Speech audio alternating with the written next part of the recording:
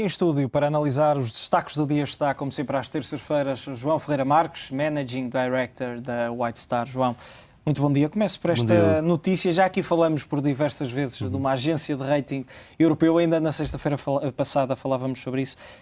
Olhando para este montante, 300 milhões de euros, vale a pena investir numa agência?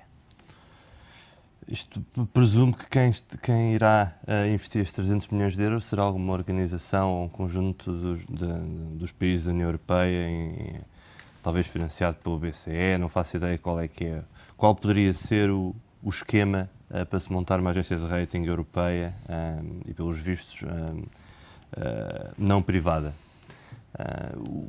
O montante em si parece-me muito alto, não faço ideia se será esse o montante ou não, mas a minha opinião em concreto é que será dinheiro atirado pela janela, porque não se compra uma agência de rating de início por investir, seja que montante seja.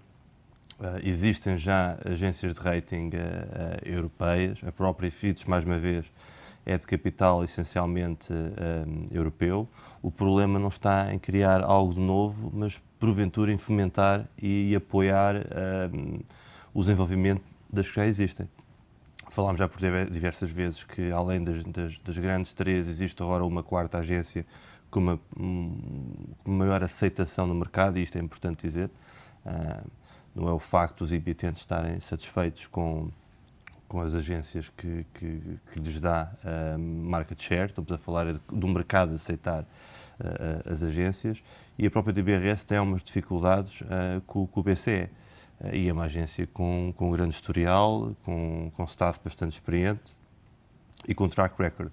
Este também é um problema importante, ou uma questão importante a abordar nas agências de rating, é que é necessário que elas tenham track record, porque não basta ter um nome, chamar agência de rating e emitir notações no dia a seguir, que vai ajudar alguma coisa. É preciso ter alguma garantia, alguma confiança nos mercados também.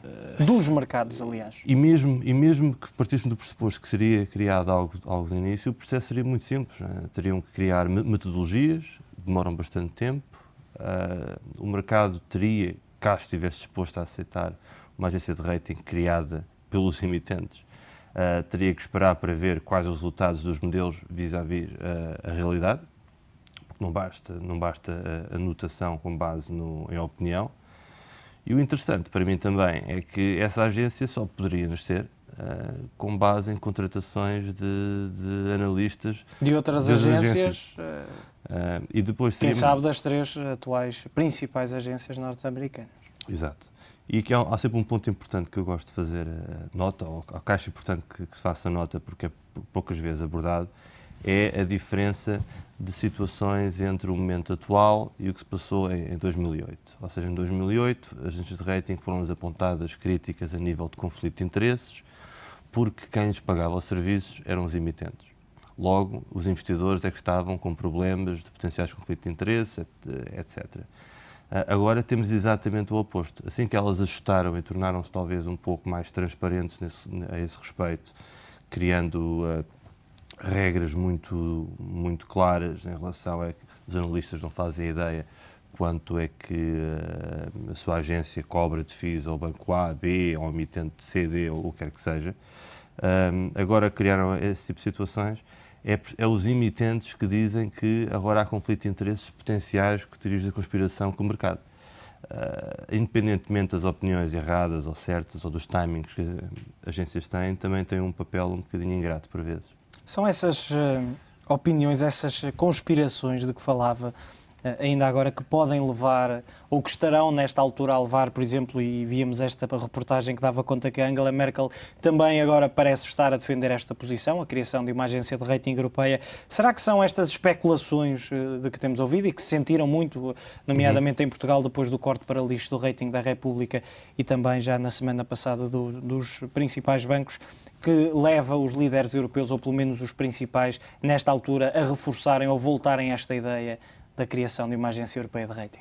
Porventura, mas eu acho que é um pouco ruído político, porque se formos ver as opiniões de quem está mais diretamente relacionado com o mercado, sabe perfeitamente que não é uma situação plausível, porque, mais uma vez, uma agência de rating ou emite opiniões que têm ou não credibilidade nos mercados.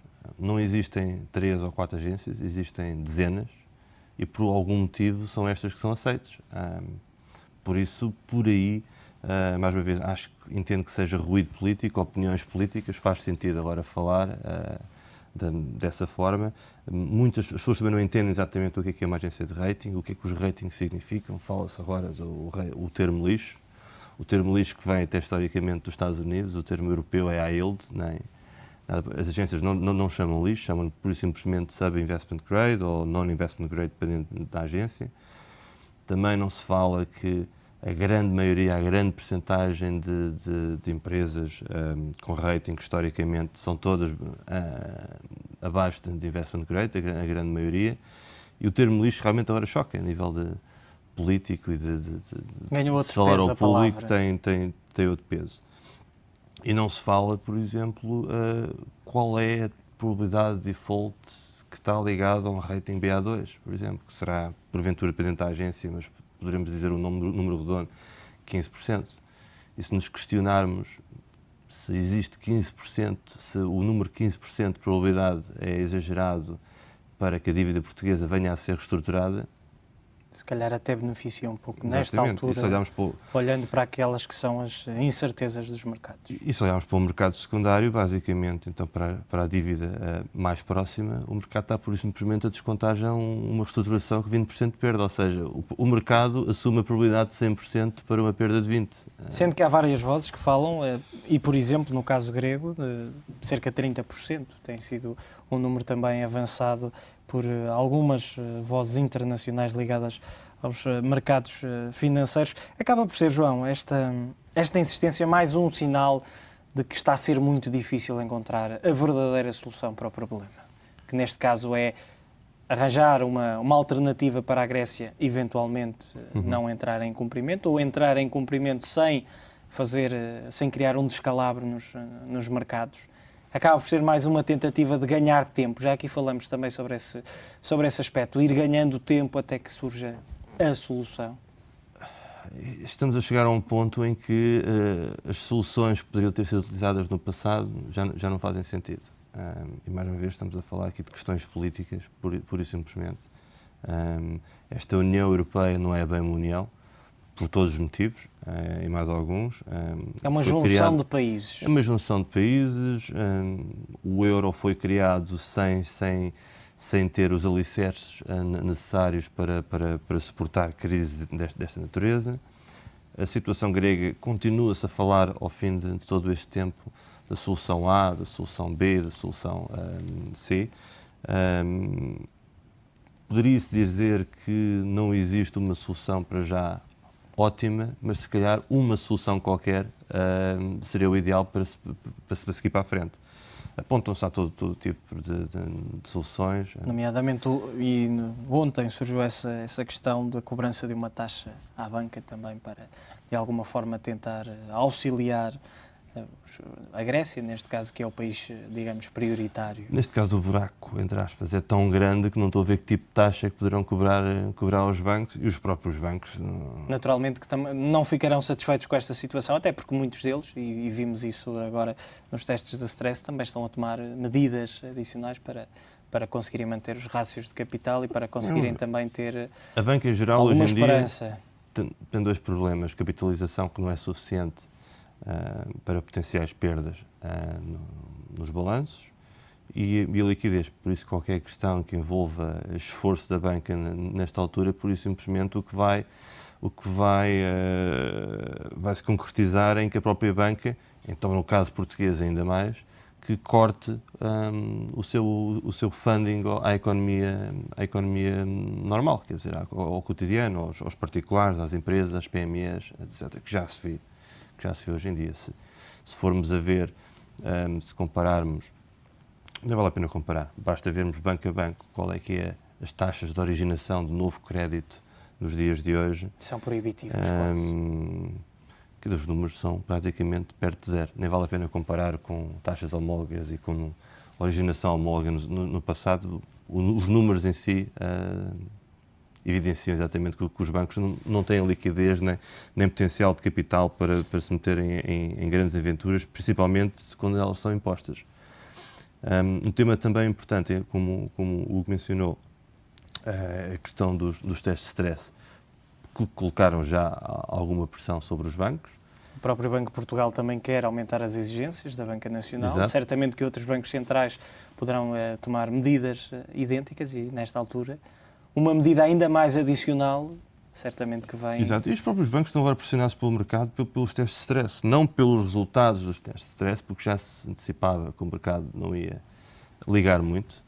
Mas porque o mercado pode estar à espera que surjam aquelas surpresas que ocorreram nos últimos testes. Esperam nesta altura. Não tanto surpresas, porque os mercados, o que esses testes tiveram de bom não foram os resultados, porque, mais uma vez, o mercado, a generalidade do mercado entende que não foram severos o suficiente, e, dada a conjuntura, o resultado final de capitalização não é nada de extraordinário.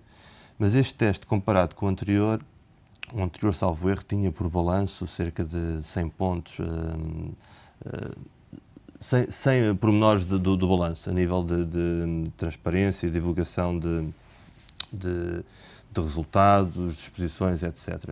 Aqui a média neste teste foi de 3.300, ou seja, a transparência, o disclosure de informação, do detalhe das posições dos bancos, esse é que é o ponto importante e o resultado final deste stress, o que permite ao mercado, aos analistas, olharem para dentro do balanço dos bancos e verem quem é que o banco A, B ou C, quem é que tem exatamente exposições à dívida soberana da Grécia, Portugal e Irlanda, e são esses bancos que estão agora com uma situação mais complexa nos últimos dias. Olhando para uma última questão nesta primeira parte, o Banco Central Europeu deixou de comprar títulos de dívida na zona euro há cerca de 4 meses. Mostra o que é que refletem estes dados? Que o Banco Central Europeu, por exemplo, e aquilo que já sabia, que era inevitável, que não pode ad eternum comprar essa dívida. É preciso encontrar alternativas ao financiamento. Isto são basicamente 2 temas. Um é a própria exposição que o Banco Central Europeu já tem. 74 mil milhões de euros, segundo os últimos dados. Para a Grécia apenas. Para a Grécia. E não sei se isso engloba todo o tipo de produtos. Estamos a falar da dívida pública, estamos a falar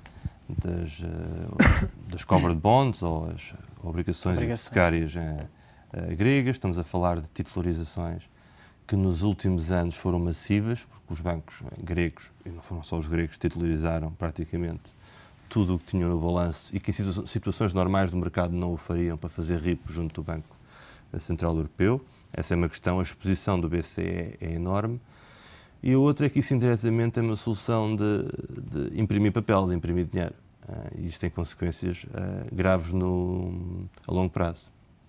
E basicamente por esses 2 motivos penso que o BCE é por aí que está a limitar o acesso e a compra em secundário.